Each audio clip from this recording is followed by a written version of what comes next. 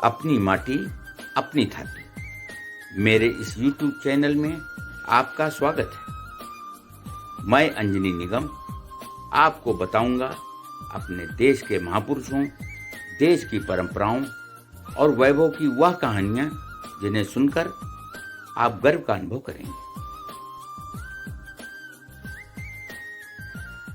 देश को अंग्रेजों की दास्ता से मुक्त कराने के लिए असंख्य वीरों ने अपने प्राणों की आहुति दी। इन्हीं प्रातः स्मरणीय वीरों में सबसे कम उम्र के युवा क्रांतिकारी अमर शहीद हेमू कालाणी का नाम भी आता है। हेमू कालाणी वर्तमान पाकिस्तान में सिंध प्रांत के सक्खर में एक सिंधी परिवार में 23 मार्च 1923 को जन्मे थे। उनके पिता पेशुमल कालाणी और माता जेठीबाई थी। विद्यार्थी जीवन से ही वे क्रांतिकारी गतिविधियों में सक्रिय रहते थे। वे जब मात्र 7 वर्ष के बालक थे तभी हाथों में तिरंगा लेकर अपने बाल मित्रों के साथ अंग्रेजों की बस्ती में भारत माता की जय का नारा लगाते हुए निकलते थे। 1942 में 19 वर्ष की तरुण क्रांतिकारी ने अपने साथियों के साथ अंग्रेजों भारत छोड़ो का नारा लगाते हुए सिंध प्रांत में तहलका मचा दिया था। उनके उत्साह को देखते हुए प्रत्येक सिंधवासी में जोश आ गया। वे महात्मा गांधी के आह्वान पर विदेशी वस्तुओं का बहिष्कार करने का लोगों से अनुरोध करते थे।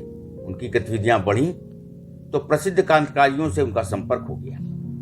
शीघ्र ही वे सक्रिय क्रांतिकारी गतिविधियों में शामिल हो गए और अंग्रेजी हुकूमत को उखाड़ फेंकने के संकल्प के साथ स्वतंत्रता आंदोलन में पूरी तरह से कूद पड़े। अत्याचारी फिरंगी सरकार के खिलाफ छापामार गतिविधियों व उनके वाहनों को जलाने में हेमू सदैव अपने साथियों का नेतृत्व करते थे।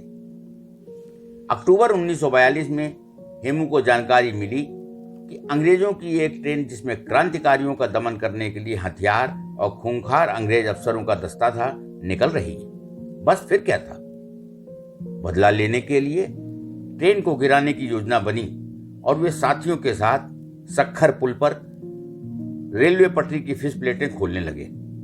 फिश प्लेट खोलने के लिए उनके पास कोई औजार न होने के कारण लोहे की राड मारकर वे नट बोल्ट खोल रहे थे, जिसके कारण काफी तेज आवाज आ रही थी। आवाज सुनकर अंग्रेजों का दस्ता उनकी ओर दौड़ा तो हेमू ने अपने सभी साथियों को भगा दिया और खुद पकड़े गए।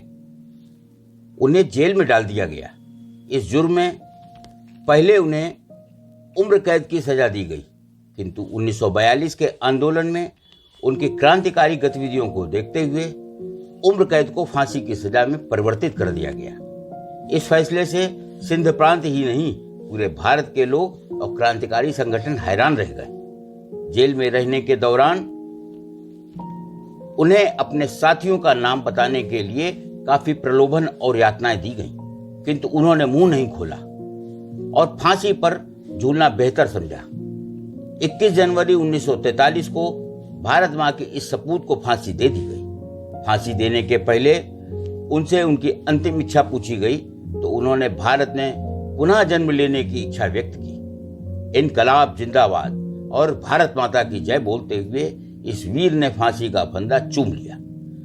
भारत मां के इस महान बलिदानी की स्मृति में 1983 में डाक टिकट जारी किया गया और उनकी स्मृति को अक्षुण्ण रखने के लिए 2003 में संसद भवन में तत्कालीन प्रधानमंत्री अटल बिहारी वाजपेयी ने उनकी मूर्ति का लोकार्पण भी किया।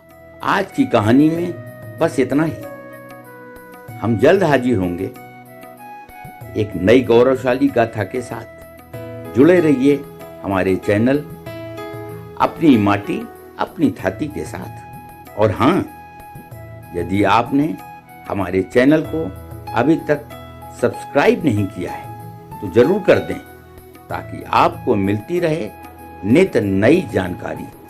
नमस्कार।